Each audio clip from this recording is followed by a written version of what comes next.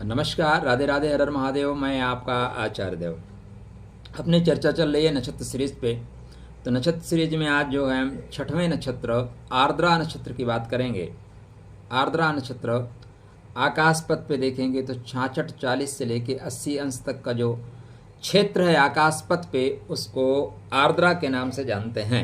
नक्षत्र जिसका कभी क्षरण नहीं होता, नक्षत्र जो सदा है, सदा के लिए है। नक्षत्र जो ग्रहों को एनर्जी प्रदान करते हैं, अपने पास आए हुए ग्रहों को अपनी चीजें प्रदान करते हैं, वो है नक्षत्र। आर्द्रा नक्षत्र को शास्त्रकारों ने 6वां नक्षत्र माना है और यह अत्यंत महत्वपूर्ण नक्षत्र है। अत्यंत महत्वपूर्ण नक्षत्र। दरअसल देखिए, हर चीज में पॉजिटिव होता है, हर चीज में नेगेटिव होता है। आप क्या लेना चाहते हो जीवन में, उसके ऊपर डिपेंड होगा कि आपका जीवन सकारात्मक जाएगा कि नकारात्मक जाएगा। तो आर्द्रा के साथ बहुत कुछ सकारात्मक है, कुछ नकारात्मक है। डिटेल में चर्चा करेंगे। वीडियो थोड़ा सा लंबा होगा, आराम से देखिएगा। बीच में अगर मन हुए तो रोक के चाय पी लीजिएगा। चर्चा आरंभ करें उससे पहले विनम्र अनुरोध है, चैनल को सब्सक्राइब करिए, आप मेरा सपोर्ट करिए। इसके स्वामी राहु हैं और राहु कहता है कि भाई जो लोग टेक्नोलॉजी के साथ काम कर रहे हैं उनका सपोर्ट किया जाए, इससे आपका भी राहु अच्छा होगा। देख लीजिए आपने राहु को अच्छा करना है कि नहीं। तो आर्द्रा नक्षत्र राहु का प्रथम नक्षत्र है। कौन सा नक्षत्र है? प्रथम नक्षत्र है, स्टार्टिंग है। और वर्तमान में यत्र तत्र सर्वत्र जो कुछ है वो राहु ही राहु है। कलिकाल में तो राहु की महिमा अपरंपार है, इसलिए आवश्यक है सपोर्ट करिए महाराज। तो इस नक्षत्र की खास खास बातें हम आपको बताएंगे, क्या क्या इसके अवयव हैं, और साथ में इस पे हम चर्चा क्या क्या करेंगे वो आपको बता देते हैं। देखिए, हम इसके गुण धर्मा की बात करेंगे, कौन कौन से गुण धर्म को लेकर चलता है, कर्म व्यवसाय को लेकर क्या चलता है, आपका सेहत कैसी होगी, धन संपदा की स्थिति क्या होगी, मान सम्मान, संतान, वाइफ, लव लाइफ, मैरिज, भाग्योदय के लिए महत्वपूर्ण चीज़ें। ठीक है ना। आर्द्रा में पैदा हुए हैं तो कौन सा नक्षत्र आपको कर्म के लिए सपोर्ट करेगा, उसकी वार्ता। और क्यों आर्द्रा में पैदा हुए, ऐसा कि आपने कर्म कांड कर दिया, ऐसा क्या कर्मकांड किया कि आर्द्रा में आपको उत्पन्न होना पड़ा। इन सारी चीज़ों की बातें डिटेल में आपको बताएंगे, तो आराम से रिलैक्स से देखिएगा। आर्द्रा नक्षत्र की जो शक्ति है ना, यत्ना शक्ति है। ठीक, यत्न करने पे सिद्धि मिलेगी। हमारे शास्त्र विकार भी कहते हैं यत्न करने से सिद्धि मिलती है, करने से होता है। तो यह मिथुन राशि में चलने वाला नक्षत्र है। कौन सी राशि में? मिथुन राशि में चलने वाला नक्षत्र है। 6:40 से लेके 20 डिग्री तक आपका चंद्रमा मिथुन राशि में है, तब आप आर्द्रा नक्षत्र में उत्पन्न हुए हैं। आर्द्रा का एक और जो चिन्ह है, आर्द्रा का चिन्ह है आंख से बहते हुए आंसू। जो चिन्ह इसका दिखाई देता है आकाश पथ पे, जो नक्षत्रों की स्थिति बनती है ना, उससे ऐसा लगता है कि किसी व्यक्ति के आंख से आंसू टपक रहे हैं। तो आर्द्रा का जो प्रतीक चिन्ह है आंख से बहता हुआ आंसू। आर्द्रा का और एक प्रतीक चिन्ह है, वो है हीरा। अब दो चिन्हों को पकड़िए आप। आंख से बहता हुआ आंसू, आंख से आंसू कब निकलता है? या तो आप बहुत ज़्यादा खुश हों तब आपके आंख में आंसू आ जाते हैं, और आंख से आंसू बहना शुरू कर रहा है, इसका मतलब या तो आप बहुत ज़्यादा गदगद हैं या तो फिर आप बहुत दुखी हैं। दो ही कारण है। इस नक्षत्र का मतलब होता है नमी लिए हुए, ठीक है ना, ताजगी लिए भी हो सकता है और गीला कर देना भी होता है। तो यह नक्षत्र आपको गीला कर देगा, आपको ताजगी लिए हुए है। अब नक्षत्र से आंख से बहते हुए आंसू का मतलब है कि जो पूर्व जन्म के पाप साप ताप हैं उनको जलाने के लिए आप आए हैं। ठीक है ना। नेत्र से आंसू निकल रहे हैं, तो हमारे जो दुख हैं वो कम हो रहे हैं। इसकी चर्चा हम आपको और आगे डिटेल में बताएंगे, क्यों आंसू निकल रहे हैं। हीरा है, और हीरा बनने के लिए आपको तराशने के सिस्टम से गुजरना होगा। आप तराश दिए जाओगे तो हीरा बन जाओगे, और बिना तराशे रह जाओगे तो सिर्फ कांच बन के रह जाओगे। कांच और हीरे में बहुत फर्क होता है। देखो, अगर वृक्ष बनना है तो वृक्ष बनने के लिए मिट्टी में दबना पड़ेगा, कीचड़ में जाना पड़ेगा, अपने अवयवों को सड़ाना पड़ेगा, तब आप पुष्पित और पल्लवित होंगे। इस संसार का नियम है। ठीक, माँ के गर्भ में 9 महीने रहते हैं तभी तो आप आते हैं, और गर्भ में है क्या? ठीक है ना, मूत्राशय की जगह है वो। ठीक, जहाँ पे रहते हैं वहाँ पे क्या रहता है? गंदगी ही तो रहती है। तो गंदगी के बीच से उत्पन्न होकर आज आप यहाँ पे आए हैं। तो गंदगी का तात्पर्य है कि प्रकृति के में जब आप आगे बढ़ेंगे तो इस तरह की चीज़ों को आपको अडाप्ट करना ही होगा। बिना मरे जन्म नहीं होता, बिना सड़े नए कलेवर नहीं आते।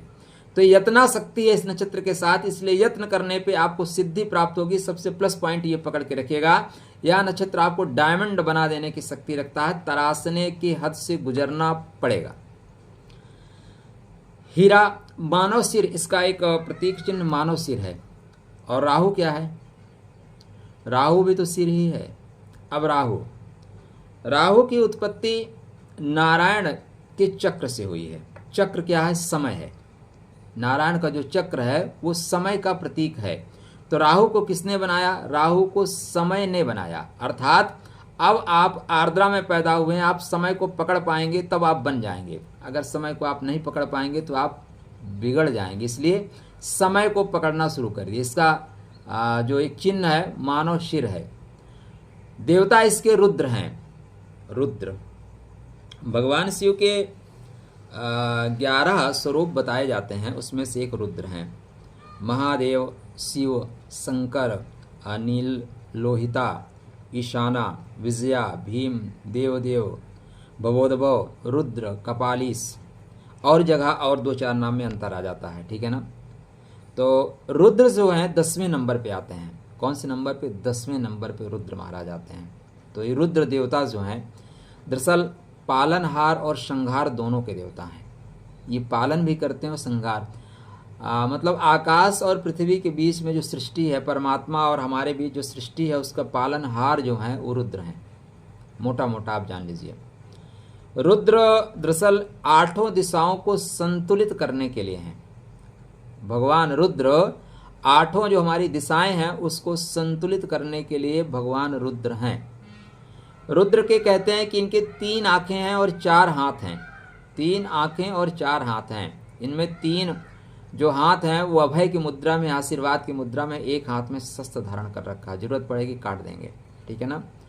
रुद्र के लिए शास्त्रकार कहते हैं कि रु का मतलब दूर करना और द्रा का मतलब दुख। मैं आपको थोड़ा रुद्र पे इसलिए बता रहा हूँ कि जो हम लोगों ने रुद्र को पढ़ रखा है, रुद्र मतलब विनाशकारी, भगवान शिव की वो शक्ति जो खत्म कर देगी, नहीं। परमाणु बम विनाश के लिए होता है, लेकिन परमाणु बम चलाया कब जाता है? जब आपकी अस्मिता पे, आपके स्वतंत्रता पे संकट खड़ा हो जाए। परमाणु बम कितने चले पूरे विश्व में, ठीक है ना। तो ये चीज़ें आप देखना होगा। तो रुद्र का मतलब होता है दुख को दूर करने वाला। सारी समस्याओं व दुखों को जो दूर कर दे वो रुद्र है, ठीक। इसके शास्त्रकार कहते हैं 3 आंखें 5 सिर हैं। 3 आंखें और सिर कितने हैं? 5 सिर हैं। 5 सिर का मतलब ये आपके 5 इंद्रियों पे कंट्रोल करने की बात करता है। देखिए जो चिन्ह है, चिन्ह के साथ साथ आप अपने आपको रिलेट करना शुरू करो, तभी मतलब हो गया। अब 5 सिर तो नहीं है ना। 5 सिर का मतलब 5 इंद्रियों को संतुलित करने की क्षमता, ठीक। ये आपको देखना होगा। इतना काम कर सकते हैं जितना 5 सिर वाले काम कर सकते हैं, उतना आप यहाँ पे काम अकेले कर सकते हैं। वैसा नहीं है कि आप 5 सिर लगा के बैठोगे, नहीं। 5 लोगों के बराबर अकेले काम कर सकते हो। ये इसकी मीनिंग हुई। इसका जो धड़ है वो पारदर्शी है और राहु का धड़ है ही नहीं। हालांकि हम रुद्रदेव की बात कर रहे हैं, तो रुद्र महाराज के जो 5 सिर हैं उनका धड़ जो है पारदर्शी, आर पार दिखाई देता है, मतलब ज्ञान का फुट अधिक है। चंद्रमा इनके बाल में है, पार्वती बगल में है, गले में सर्प है और हिरण के साथ हैं। पॉइंट क्या है? हिरण के साथ हैं। ये देखिएगा, अभी आगे हिरण वाला प्रकरण आएगा। तो ये रुद्र पालनहार है और संहार करता दोनों हैं। तो ये पिता जैसे हैं। जरूरत पड़ेगी तो प्रसाद भी बांटेंगे, लेकिन आपके विकास के लिए फटी बनियान भी पहन लेंगे, टूटे चप्पल भी पहनेंगे, नंगे पैर भी श्रम करेंगे, आपके लिए सब कुछ करेंगे, लेकिन जरूरत पड़ने पे पनिशमेंट भी देंगे। रुद्र का सीधा से मतलब होता है गर्जना, भयंकर तूफान, आंधी, आकाशीय बिजली जो गिरती है तो ध्वस्त कर देती है। एक ऐसा तूफान जिसके सामने कोई टिक नहीं सकता, उसका नाम है रुद्र।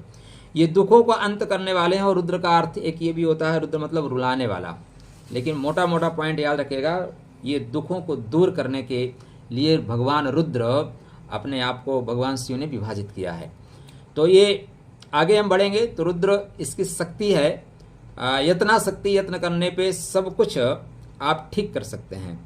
और शास्त्रकार हमारे लिए इसके लिए जो मंत्र कहते हैं, ओम नमस्ते रुद्र मनवय उत इकवे नवा बाहुभ्याम उत्ते नमः, मतलब रुद्र की ही पूजा उपासना करने के लिए शास्त्रकार बताते हैं। ओम रुद्राय नमः। तो देवता रुद्र, स्वामी राहु, राशि बुध की मिथुन, मतलब तीनों हवा में आपको उड़ाएंगे। इसकी जो जाति है वो कसाई है। कसाई क्या करता है? कसाई काटता है, लेकिन क्या काटता है? बेवजह की चीज़ों को काट के अलग कर देता है। जो आवश्यक चीज़ें हैं उनको काट के वो इकट्ठा कर लेता है। जो बेवजह की चीज़ें हैं, जो यूज़ नहीं कर सकते, उनको काट के बाहर कर देगा, और जो यूज़ कर सकते हैं, जो आपके उपयोग की हैं, उनको इकट्ठा करता है। ये काम कसाई का है। लिंग स्त्री है, दिशा पश्चिम दिशा है, मतलब पश्चिम दिशा में जाके ये सफलता ज़्यादा प्राप्त करती है। नेत्र सिर का पिछला हिस्सा, सिर का ये पिछला हिस्सा है। और समय को आपको पकड़ना है ना, तो समय के आगे बाल नहीं होते। समय को पकड़ना है तो समय के पीछे बाल नहीं होते, आगे बाल होते हैं। इसलिए राहु को पकड़ना है तो आपको आगे से पकड़ना होगा। जो थोड़ा सा कफ प्रधान है, गुण तामसिक है। अब राहु हो और तामसिक ना हो, ऐसा कैसे हो सकता है? तत्व चूंकि बहता हुआ नेत्रों से जल है, इसलिए जल तत्व है। और इस नक्षत्र में तलाक इत्यादि के काम कर सकते हैं, तोड़ने का काम कर सकते हैं, जोड़ने का काम नहीं कर सकते। किसी पे मुकदमा करना है तो आप इस नक्षत्र में कर दीजिए। कुछ नया तोड़ के और नया बनाना है तो आप इस नक्षत्र का उपयोग कर सकते हैं। शुभ कर्म इस नक्षत्र में नहीं करना चाहिए, शास्त्रकार ऐसे बताते हैं। एक और पॉइंट पे चर्चा करते हैं, फिर बताएंगे आपका व्यक्तित्व और आपका कर्मा क्या होगा, क्योंकि इन चीज़ों को अगर आप पकड़ के रखेंगे तो आप भूलेंगे नहीं। इसके जो ऋषि हैं वो हैं पुलाया या पुलत्स, ठीक है ना। पुलत्स ऋषि बहुत महत्वपूर्ण ऋषि हैं। यह ब्रह्मा जी के मानस पुत्रों में से एक पुत्र हैं, और कथा ये कहती है कि कान से इनकी उत्पत्ति हुई है, मतलब सुनने की वजह से उत्पत्ति हुई है। और रिश्ते में भगवान शिव के ये वो लगते हैं जो आजकल सबसे ज़्यादा फेमस रिश्ता है। कौन सा रिश्ता है? साढ़ू। साढ़ू समझते हैं? मतलब एक पिता की 2-3 पुत्रियां हो, उनकी जो शादी हो जाए, वो लोग जो आपस में संबंध बनाते हैं उसको बोलते हैं साढ़ू, ठीक है। तो साढ़ू हैं। प्रजापति की जो कन्या है हवि भ्रुवा, उससे शादी हुई है इनकी। कुबेर और रावण इन्हीं के वंशज हैं, इन्हीं के वंश परंपरा से आते हैं। और इनका जो उद्देश्य है ना, सर्वे भवन्तु सुखिनः सर्वे सन्तु निरामया सर्वे भद्राणि पश्यन्तु मा कश्चित् दुःखभाग् भवेत्, विश्व कल्याण इन ऋषि का उपदेश है। इनके सामने आने पे दरअसल ये अपने तपस्या में थे, तो कुछ अप्सराएं इनको परेशान करती थीं, तो उन्होंने श्राप दे दिया था कि मेरे सामने बेवजह जो आएगा वो गर्भवती हो जाएगी, और इसी वजह से इनको फिर शादी भी करनी पड़ी थी। तो ये इनके साथ खास चीज़ें चलती हैं। तो अब आपका व्यक्तित्व और आपके कर्मा के बारे में बात करें तो देखिए, आप राहु से प्रभावित हैं। क्या है? राहु अनंत है, राहु आकाश है, राहु वो है जो आप देख नहीं सकते, राहु दीवाल के पार उस पार की बात करता है। राहु वो ग्रह है जो देवताओं के छल को भी पकड़ लेता है, अतः आपसे कोई छल कर ले ये संभव नहीं है। एक और खास चीज, आपके घर में कोई बच्चा आर्द्रा नक्षत्र में उत्पन्न हो जाए, उसके उत्पन्न होने के पश्चात आप लोगों के जो दाम्पत्य जीवन है उसमें परेशानी आएगी, यह देखा गया है। और फिर आप लोगों के झगड़े जो है तगड़े होने शुरू हो जाएंगे।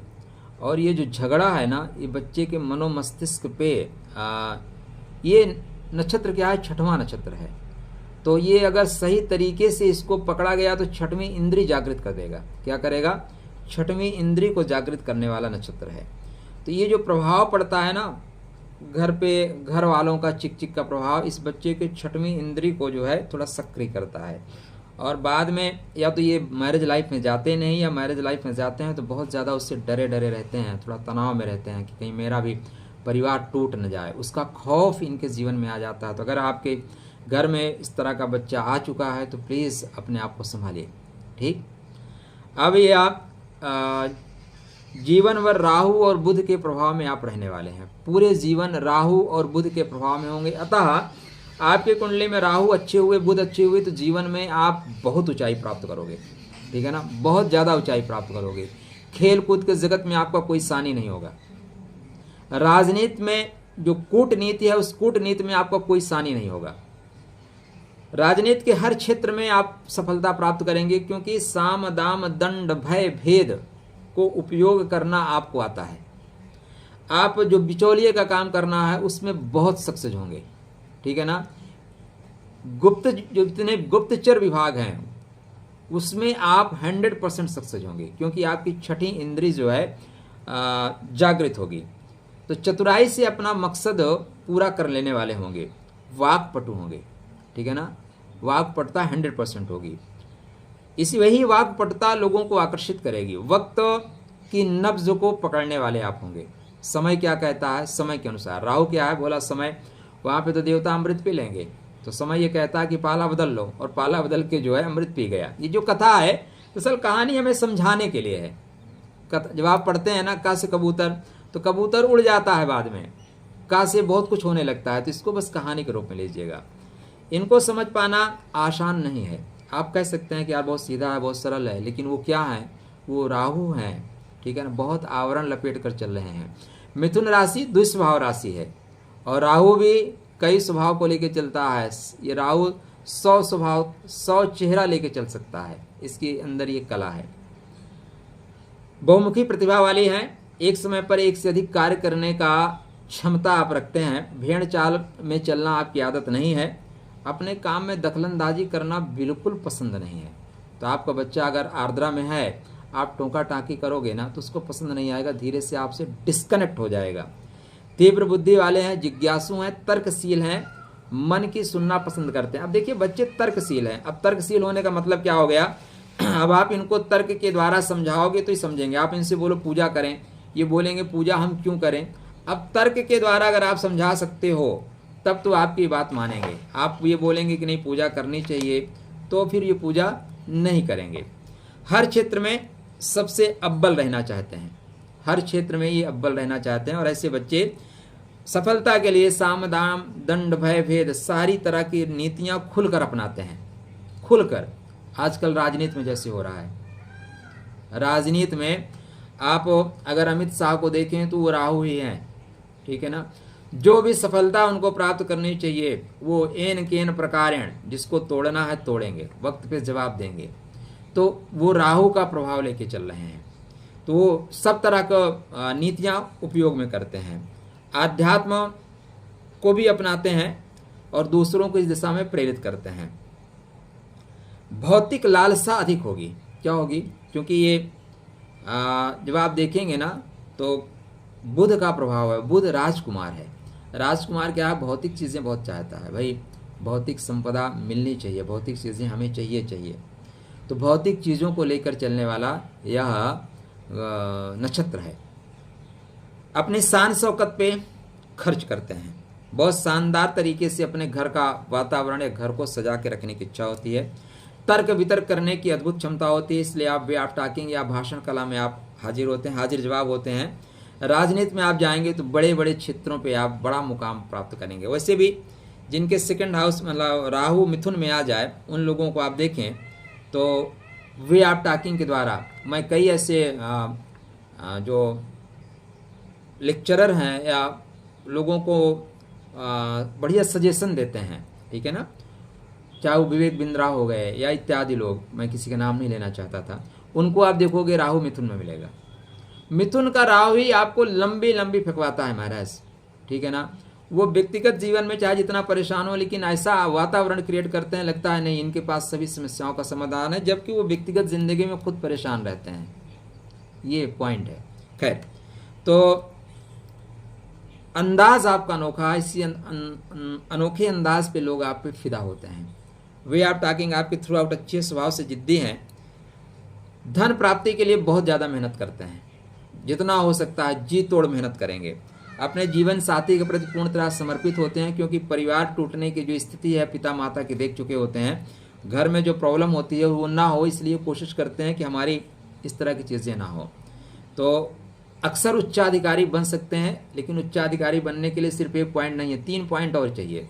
आप प्रोफेसर हो सकते हैं, जज हो सकते हैं, वकील हो सकते हैं, धनी व्यापारी हो सकते हैं। धन संपदा डेफिनेटली आप प्राप्त कर ही लेते हैं। आप इस नक्षत्र में पैदा हुए हैं तो पॉइंट बता दूं क्या करना चाहिए, फिर और आगे चर्चा करेंगे व्यक्तित्व और आपके कर्मा को लेके। तो माँ सरस्वती की आराधना करिए। क्यों माँ सरस्वती से क्या रिलेशन है? रुद्र की आराधना क्यों नहीं? देखिए रुद्र ठीक है, रुद्र महाराज का आपको मैं एक मंत्र बताया वो आप जाप करिए, लेकिन माँ सरस्वती की आराधना इसलिए करिए कि राहु की अधिष्ठात्री देवी सरस्वती हैं। अब सरस्वती और राहु का दोनों का तालमेल आपको समझ में नहीं आएगा। देखिए श्री हरि के चक्र से राहु का सृजन हुआ है। चक्र क्या है? चक्र समय का सूचक है। चक्र समय का सूचक, मतलब समय ने राहु को जन्म दिया, आवश्यकताओं ने राहु का निर्माण किया। अब उस समय की गति को जानने के लिए ज्ञान के चक्षु होने आवश्यक हैं, और वो ज्ञान किसके पास है? ज्ञान सरस्वती माता के पास है। और इसी नक्षत्र में सरस्वती को थोड़ा सा जो ब्रह्मा का वर्चस्व था ना, ब्रह्मा का जकड़न थी, उससे मुक्ति भी मिलती है। इसलिए सरस्वती मंत्रों का जाप करना, उनके स्तोत्र का पाठ करना इस नक्षत्र पे बेहद लाभकारी होता है। तो ओम वाग्देव्यै च विद्महे कामराजाय धीमहि तन्नो देवी प्रचोदयात्। या सरस्वती जी के कोई भी मंत्र आप स्तोत्र जाप करो, बेहतर लाभ होगा। अब इसमें खुशहाली पाने के लिए शास्त्रकार कहते हैं कृष्णा गुरु का पौधा आप किसी मंदिर प्रांगण में लगाएं, आपके लिए शुभ होगा। उस पर जल चढ़ाना भी आपके लिए श्रेष्ठ लाभ देने वाला होगा। ओम नमस्ते रुद्रमन्वय उतेते इक्वे नमः बाहुभ्याम ते नमः ओम रुद्राय नमः, इसका जाप करना भी आपके लिए श्रेष्ठ परिणाम देने वाला होगा, तो इसका भी जाप करें। अब खास बात है आपके लिए कि आपका व्यक्तित्व जो है हर समय आप काम करने के लिए तैयार हैं, क्योंकि रुद्र की शक्ति है, राहु का प्रभाव है और बुध का अंदाज है। बुध आपका थकता नहीं, फटाफट काम करते हैं। थोड़े से जल्दबाज किस्म के हो सकते हैं, धैर्य की थोड़ी सी कमी हो सकती है, थोड़ा सा बुध का बच्चापन। अगर बुध आपका कमजोर हुआ तो जो आपके काम होंगे ना बचपने वाले होंगे, एक ही काम को 2-3 बार करोगे, थोड़ा सा बचपना आ जाएगा। बुध अगर मजबूत है तो बचपना नहीं आएगा, ये देख लीजिएगा। मनोविज्ञान को समझते हैं, इसलिए दूसरे को मन को समझ लेते हैं। दूसरा व्यक्ति चाहता क्या है, आप उनसे कुछ काम कराने जाओ, समझ जाते हैं बेटा दरअसल आप किस काम से मेरे पास आए हो, घुमा फिरा रहे हो, बात अलग है। लेकिन दूसरे के मन को समझ लेते हैं, दूसरे के मन को पढ़ लेते हैं, एहसान फरामोश हो जाते हैं। शास्त्रकार कहते हैं हाँ, राहु का ज़्यादा प्रभाव होने से राहु अपने बात करता है, राहु अपने बलाबल की बात करता है। मेरे लिए क्या कर सकते हो तुम ये बताओ, मैं तो लाइन में खड़ा होकर बहुत देर तक देख लिया, मुझे कोई नहीं पूछता, इसलिए मैं आगे बढ़ के उपयोग करूंगा। हरदम याद रखिएगा आपकी परवरिश आपकी जिस वस्तुस्थिति में हुई है वो आपके जीवन में आगे आगे चलेगी, आगे आगे चलेगी। कठिन समय में भी धैर्य नहीं खोते। सबसे बड़ी प्लस पॉइंट क्या है? कठिन समय मतलब आपके साथ कोई आर्द्रा वाला व्यक्ति है और आपकी नाव डूब रही है, आप घबरा के इधर उधर कूदना शुरू करेंगे, वो आराम से बैठेगा, सोचेगा नाव को कैसे संभालें, या अगर कूदना पड़ेगा तो इससे हम निकलेंगे कैसे। पूरा आराम से धैर्य के साथ फटाक से नहीं कूदेगा, रिलैक्स से कूदेगा। तो कठिन से कठिन समय में भी धैर्य धारण करके रखते हैं। ठीक, घर से दूर निवास बनाते हैं, क्योंकि घर वालों से पटरी नहीं खाती, चिक चिक बहुत होता है। दूसरों के सुनेंगे जरूर, लेकिन करेंगे अपने मन की। 32 वर्ष से जो 42 वर्ष का समय होता है उन्नत का समय होता है। दाम्पत्य जीवन, चूंकि राहु का प्रभाव है, गुरु अगर अच्छे हुए तब दाम्पत्य जीवन बेहतर चलेगा, नहीं तो समटाइम्स मिला जुला। महिला अगर आप हैं तो बहुत खर्चीला, खैर इसकी बात हम बाद में करेंगे। कर्म क्षेत्र की बात कर लेते हैं। आप तांत्रिक हैं, बहुत अच्छे। आप मांत्रिक हैं, बहुत अच्छे। आप ओझा हैं, बहुत अच्छे हैं। पुस्तक विक्रेता आप बहुत अच्छे बन सकते हैं। नशा का जो काम है ना, वो चाहे स्मोकिंग का हो, चाहे ड्रिंकिंग का हो, या और भी जो नशा है, उसमें इस नक्षत्र के लोग बहुत अच्छा काम करते हैं। तो राहु नशा ही तो है, भ्रम ही तो है। और नशा क्या है? भ्रम ही है। नशे से ये लगता है हम खुश हैं, क्योंकि अपने को भुलाने की बात होती है ना, नशा भुला देता है। आप टैरो कार्ड रीडर बन सकते हैं, आप हस्तरेखाविद बन सकते हैं, आप एस्ट्रोलॉजी सीख सकते हैं, आप हीलिंग। सबसे अच्छा क्या होगा? आप हीलिंग सीखो। हीलिंग आपके लिए ही बना हुआ है। तो अगर आप हीलिंग सीखते हैं तो आप बहुत अच्छा काम करेंगे। जादूगर हैं आप, अपराध जादूगर होने के लिए आपका सतविसा नक्षत्र भी अच्छा होना चाहिए, मतलब आपके कर्म का स्वामी सतविसा नक्षत्र में हो और आपका चंद्रमा यहाँ पे हो तो आप जादूगर बन जाएंगे। जादूगर का काम करिए। अपराध विशेषज्ञ हो सकते हैं, जासूस हो सकते हैं, पुलिस कर्म करने वाले हो सकते हैं, भूगर्भवेत्ता हो सकते हैं, विज्ञापन एजेंसी में काम करने वाले अनुसंधानकर्ता हो सकते हैं। ठीक है ना, इतनी चीज़ें आप कर सकते हैं। और खास बातें मैं आपके लिए बताऊं तो देखिए, यह नक्षत्र जो है, पहली चीज़ याद रखिएगा कि भगवान रुद्र का, भगवान शिव का एक जो स्वरूप है रुद्र, इसलिए रुद्र क्या है, थोड़ी सी कहानी और बता दूं। अब यहाँ पे स्टार्टिंग में आप देखेंगे तो रोहिणी में सरस्वती जी गमन करती हैं, मतलब ज्ञान गमन करता है।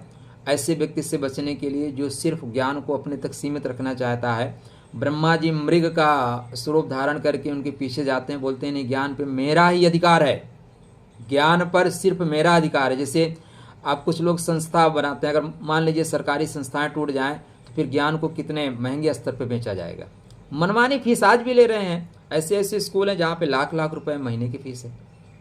वहाँ पे गरीब जिनके घर की पूरी कमाई साल भर की लाख रुपए नहीं, वो कैसे पढ़ेंगे। इसलिए यही लोग क्या है, ब्रह्मा हैं, और यही लोग सरस्वती का हरण कर रहे हैं। जो प्रतीक बनाए गए वहाँ स्त्री पुरुष की बात नहीं है, वहाँ तत्व की बात है। तो एक ऐसा तत्व जो चाहता है कि ज्ञान उसी के पास रहे और ज्ञान किसी के पास ना जाए, वो ज्ञान को हरण करने की कोशिश करता है, हिरण का स्वरूप धारण करके। तब यहाँ पे बैठे हुए रुद्र को क्रोध आता है और रुद्र जो है फिर उसका एक सर ही अलग कर देते हैं, मतलब पनिशमेंट देते हैं। तो अगर आप ज्ञान को अपने अंदर तक ही समाहित करके रखते हैं तब आपको पनिशमेंट दिया जाएगा। इसलिए जो कुछ प्राप्त करते हैं उसको बांटते जाइए मेरी तरह। तेरा तुझको अर्पण क्या लागे मेरा। कुछ नहीं रखना है दोस्त अपने पास, इसी संसार से लिए इसी संसार से दे के जाना है। तो अभी तक अगर आपने चैनल को सब्सक्राइब ही नहीं किया, चैनल को सब्सक्राइब भी करना है, नहीं देख लीजिए बाद में राहु आपको क्या देता है। खैर, मैं थोड़ा मजाक के साथ चलता हूँ, इसलिए बहुत सीरियस मत लीजिएगा इसको, टू द पॉइंट। तो अगर 5-6 पॉइंट को आप देखें तो अस्थिर स्वभाव और जिज्ञासु स्वभाव है आपका। स्थिरता नहीं रहती, हर काम करने के लिए आतुर रहते हैं, फटाफट कर लें, नई चीज़ों को खोजने की तीव्र इच्छा शक्ति होती है। और यही इच्छा शक्ति आपको एक अच्छा वैज्ञानिक, एक अच्छा साइंटिस्ट, एक अच्छा शोधकर्ता बनाती है। संचार कौशल के जितने भी आयाम हैं उसमें आप बहुत अच्छा काम करते हैं। ठीक, संचार कौशल क्योंकि मिथुन है, बुध का काम है फटाफट करना, एक जगह से दूसरी जगह कनेक्ट होना, एक जगह से दूसरी जगह जाना।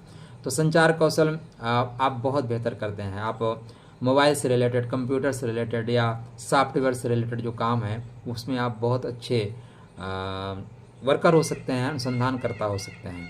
स्वभाव आपका परिवर्तनशील है क्योंकि बुध का प्रभाव है, तो बुध परिवर्तनशील तो आपको डेफिनेटली बनाएगा ही बनाएगा। स्वतंत्रता प्रवृत्ति है। प्रवृत्ति क्या है, किसी के दबाव में काम करने की नहीं है, क्योंकि राहु का प्रभाव है। राहु का प्रथम नक्षत्र है, बोलता है पहले ही दब जाऊंगा तो आगे कैसे करूंगा। और इस नक्षत्र में जो ग्रह आता है ना वो दब जाता है, याद रखिएगा। आर्द्रा में जो ग्रह आ गया ना वो फंस जाएगा महाराज, उसकी चीज़ें रो रो के मिलेंगी। ये मैं आपको, और जब प्रत्येक ग्रह किस नक्षत्र में बैठा है उस पर डिटेल में चर्चा करेंगे तो डिटेल में बताएंगे। हमारे चैनल पे आप हैं तो कोई चीज़ आपको नॉर्मल में मिलेगी नहीं, डिटेल में मिलेगी। तो स्वतंत्रता प्रेमी रहेंगे, दूसरों की मदद लेने के बजाय स्वयं अंतः प्रज्ञा चक्षु का इस्तेमाल करते हैं, विश्वास अपने आप पे करते हैं। थोड़ा सा मूडी हैं, भावुक स्वभाव तो नहीं कह सकते, थोड़ा मूडी स्वभाव है, तुनक मिजाजी हो सकते हैं, जिसके कारण अपनी भावनाओं को नियंत्रित नहीं रख पाते। कर्म चक्र और पुनर्जन्म चक्र से संबंधित हैं आप इस नक्षत्र में जन्म लिए हैं, इसका सीधा सा मतलब है पूर्व जन्म की एनर्जी को लेके ही आप इस जहां में आए हैं, इस धराधाम पे आए हैं। तो आप पूरी जिम्मेदारी के साथ काम करने वाले हैं, नई नई चीज़ों का खोज करने वाले हैं। ज्ञान की प्राप्ति की स्वाभाविक लालसा आपके अंदर है, यही आपको त्वरित सोच, शांत और मजाकिया स्वभाव समस्याओं को दूर करने में मदद करता है। आमतौर पे आप आकर्षण के केंद्र रहते हैं क्योंकि आपके जो ज्ञान चक्षु हैं ना वो खुले रहते हैं। तो बौद्धिक अंतर्ज्ञान के साथ जल्दी जल्दी और चीज़ों को आप सीख लेते हैं। गणित, विज्ञान और प्रौद्योगिक क्षेत्र में आप निश्चित रूप से बेहतर लाभ करते हैं। भावनात्मक और संवेदनशील स्वभाव होने के कारण जो भी परेशानियां आती हैं उस पर धीरे से आगे बढ़ जाते हैं, उस पर सफलता प्राप्त करते हैं। आर्द्रा नक्षत्र का जो व्यक्तित्व होता है कर्तव्यनिष्ठ होता है। इनके पास स्थिति को विश्लेषण करने की अद्भुत क्षमता होती है, एक आदर्श सलाहकार हो सकते हैं। यदि आप महिला हैं तो सुंदर और आकर्षक होंगी, शास्त्रकार कहते हैं। प्रेममय और स्नेही महिलाओं, इनकी आपकी बड़ी ताकत है। प्रेममयी होंगे, स्नेही होंगे, दया और करुणा इनके व्यक्तित्व का गुण होगा। कोमल स्वभाव के बावजूद बाहर से बहुत मजबूत होंगे। ये मोटा मोटा शास्त्र क्या कहते हैं वो मैं आपको बताता हूँ, फिर आपको अपना जो अभी तक का आकलन मैंने प्राप्त किया है वो बता दूंगा। आलोचना करने पे कठोर बन जाते हैं, विचारशील होती हैं, बुद्धिमान होती हैं, सुंदर होती हैं, मेहनती होती हैं, छोटी छोटी बात में दोष निकालने की आदत होती है। दयालु, स्नेही, सहानुभूति रखने वाले, स्वच्छंद रहने की तीव्र इच्छा के कारण समाज के मानदंडों के अनुसार अपने आप को ढालने में मुश्किल होता है। अति संवेदनशील इन महिलाओं के मूड में तीव्र उतार चढ़ाव होता है। कई बार अपनी भावनाओं को नियंत्रण करना इनके लिए मुश्किल हो जाता है।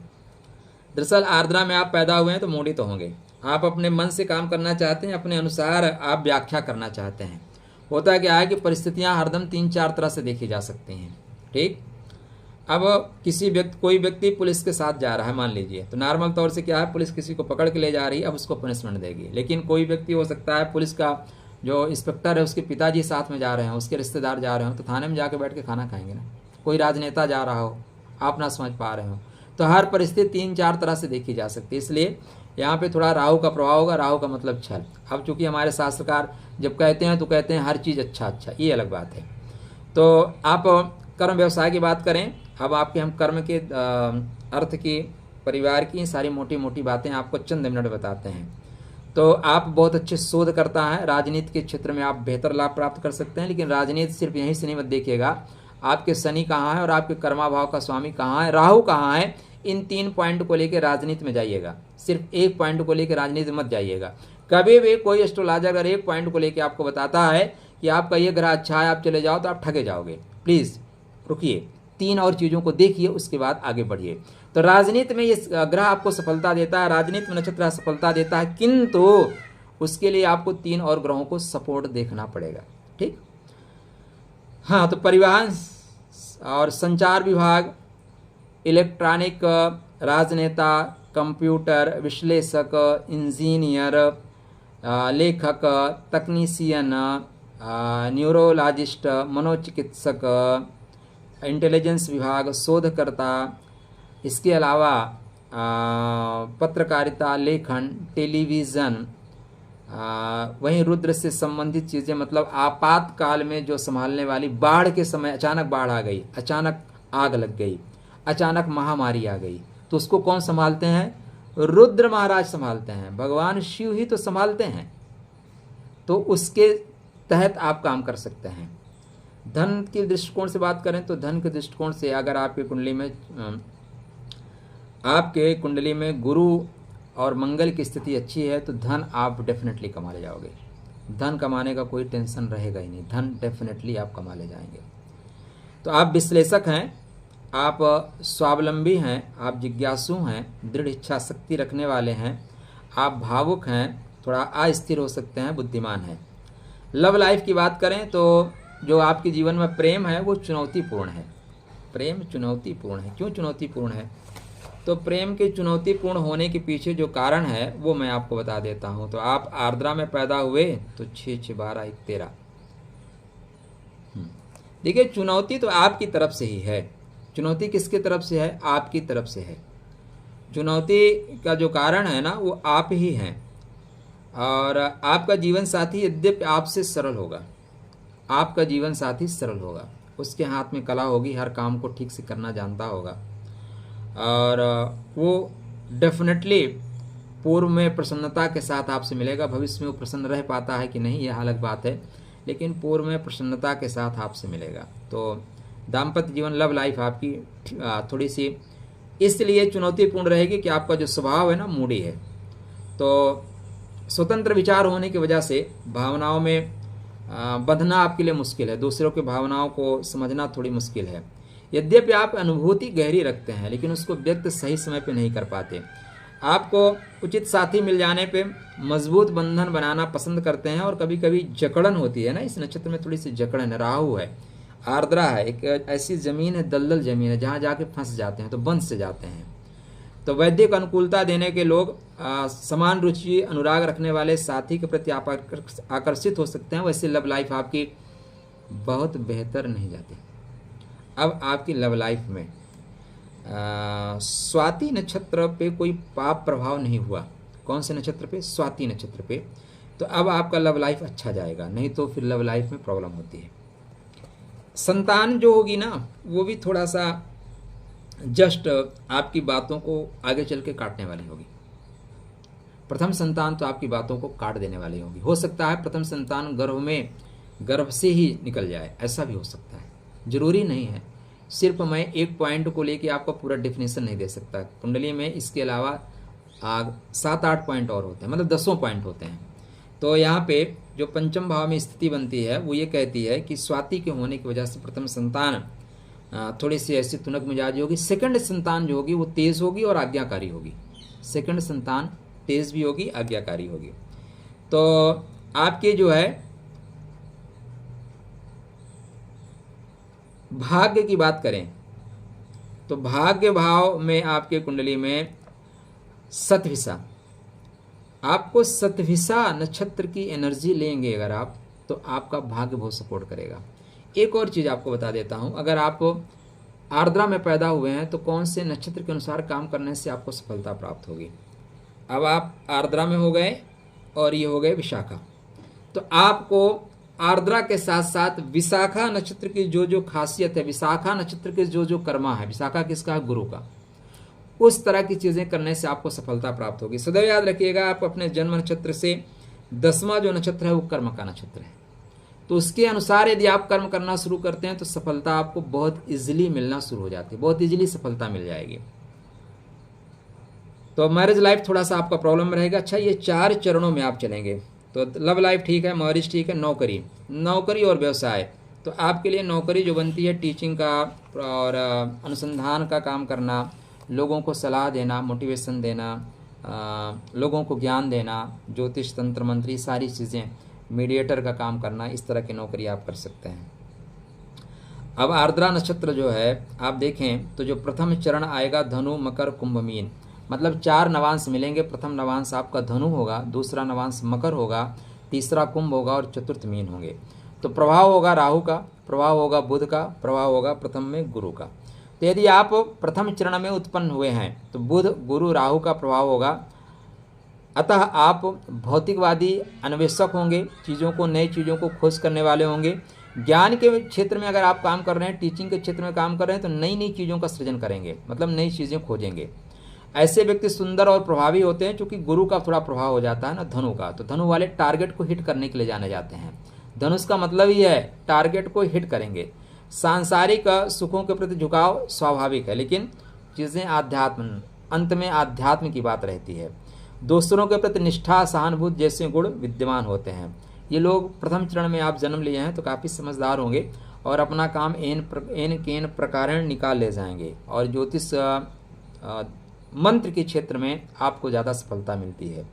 यदि वहीं आप दूसरे चरण में जन्म लिए हैं तो आपको मकर नवांश मिलेगा। मकर नवांश में होने से आपके ऊपर राहु का प्रभाव, बुध का प्रभाव, शनि का प्रभाव। तो शनि और बुध राहु ये तीनों मिलके थोड़े से आपको, शनि तो चाहेगा कि न्यायपूर्ण ढंग से काम करो, लेकिन अगर बुध प्रभाव हुआ तो बुध बोलेगा हम अपने अनुसार काम करेंगे, तो आप अच्छे जज बन सकते हैं, अच्छे वकील बन सकते हैं। अपराध जगत में आप विशेषज्ञ का काम कर सकते हैं, न्यायपूर्ण काम करना आपके नेचर में आएगा। संचार कौशल आपको सफलता प्रदान करने वाले होंगे। भौतिकवाद से आपको भौतिकता से निराशा मिलती है, क्यों? क्योंकि शनि बुध दोनों मिलके थोड़े से यहाँ पे एक और चीज़ आ रहेगी। अगर आप सेकंड चरण में हैं और आपके गुरु भी कहीं आके यहीं फंस गए, या गुरु आपके आर्द्रा में चले गए, गुरु आपके राहु के साथ आ गए, सतभिषा में आ गए, गुरु आपके मकर में आ गए, शनि की राशि में चले गए, बुध की राशि में चले गए, तो एक चीज़ और आती है इम्पोर्टेंसी, आपको और आपके जीवन साथी को आ जाएगी।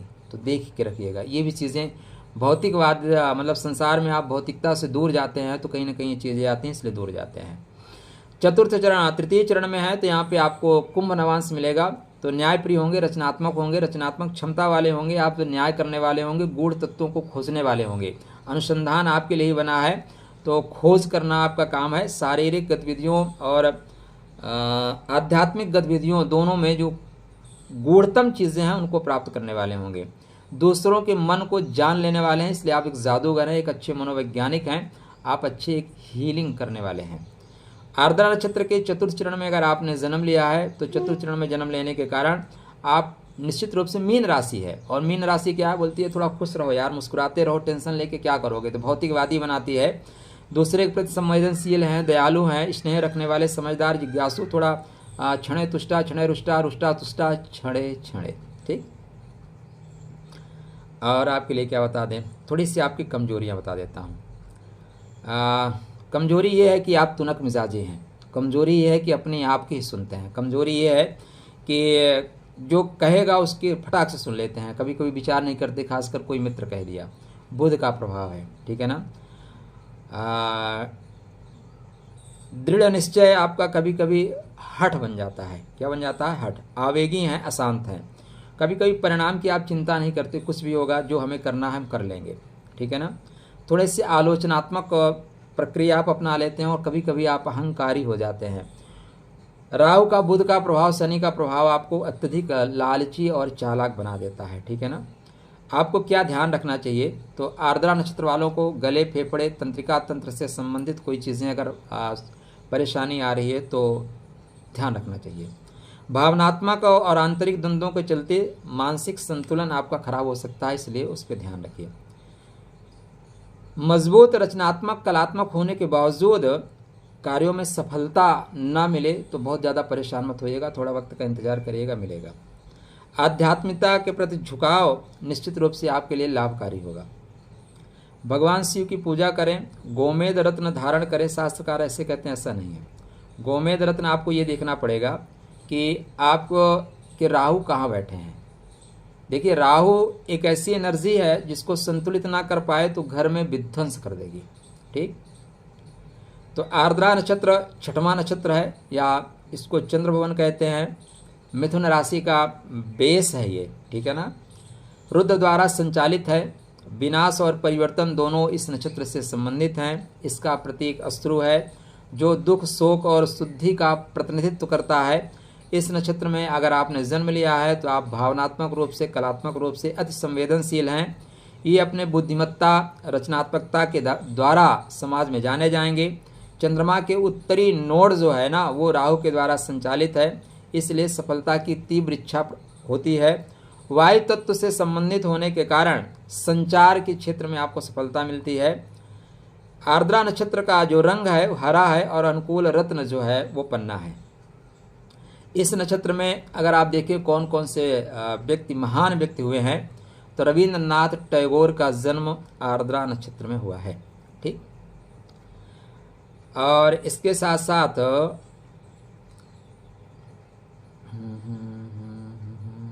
ब्रूस ली, आपने नाम सुना होगा, ब्रूस ली का भी जन्म आर्द्रा नक्षत्र में हुआ है, ठीक। प्रिंस विलियम का नक्षत्र आर्द्रा है। लियोनेल मेस्सी जो फुटबॉलर हैं, इनका जन्म आर्द्रा नक्षत्र में हुआ है। तो आर्द्रा नक्षत्र आपको सफलता देने वाला है। आर्द्रा नक्षत्र अपने आप में आपको एक ऐसी एनर्जी देता है जो अपने आप को तराश के आप हीरा बना सकते हो। तो पॉइंट महत्वपूर्ण यह है कि आर्द्रा भगवान शिव का नक्षत्र है जो परिवर्तन के लिए बात करता है। आर्द्रा वो नक्षत्र है जो प्रॉब्लम को ख़त्म करने वाला है। आर्द्रा वो है जो काट के चीज़ों को अलग कर देता है, लेकिन आर्द्रा नक्षत्र वो है जो पूर्व जन्मों के पाप, साप, ताप की वजह से आप आर्द्रा में आए फंसे हुए हैं। देखिए, सारी चीज़ें बहुत अच्छी अच्छी हैं ना, लेकिन कुछ चीज़ें तो कमी तो आएंगी। अब आर्द्रा में उत्पन्न होने का कारण जानना चाहेंगे, क्यों आर्द्रा में उत्पन्न हुए? ऐसा आपने क्या कर्मकांड किया था मित्र कि आप आर्द्रा में उत्पन्न हो गए? हाँ, मैंने आपके संतान को कवर कर लिया, पत्नी को, सब चीज़ें कवर हो गई, केवल यही एक लास्ट पॉइंट बचा। चलिए वो बता देता हूँ। जब आप अपने बर्थ चार्ट को बनाएंगे तो बर्थ चार्ट में ये पाएंगे कि विगत जन्मा में आपको परमात्मा ने ऐसी एनर्जी दी थी जो 100 लोगों के पास जो एनर्जी थी वो आपके पास अकेले एनर्जी थी। आपको ऐसा काम मिला था कि आप 100 लोगों का पालन पोषण कर सकते थे, 100 लोगों का भरण पोषण कर सकते थे।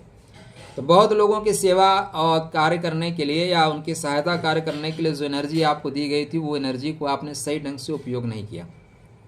आप अपने आप में बंद के रह गए, अपने आप के लिए आप काम करना शुरू किए, इसलिए इस जीवन में आपको आर्द्रा में डाल दिया गया कि जाओ बेटा जो कुछ करना है करो, तुम यहाँ से निकल ही नहीं पाओगे।